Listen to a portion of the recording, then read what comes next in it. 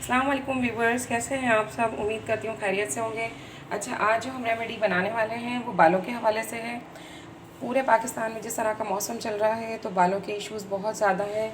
लोग बहुत ज़्यादा इस चीज़ की कंप्लेन कर रहे हैं कि हमारे बाल बहुत ज़्यादा उतर रहे हैं। तो प्लीज़ आप ही कुछ इस तरह की हमारे साथ रेमेडी शेयर करें जिससे हमारे बाल उतरना कम हो जाएँ या ख़त्म हो जाएँ।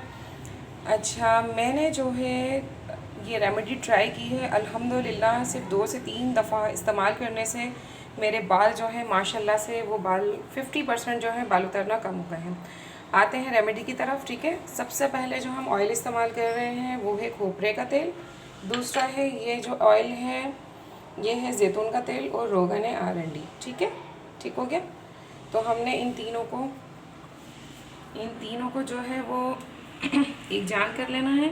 सबसे पहले हमने ये खोपरे का तेल डाल देना है, फिर उसके बाद हमने इसमें ये रोगन ज़ैतून ऐड कर देना है और फिर उसके बाद हमने ये 3rd नंबर पर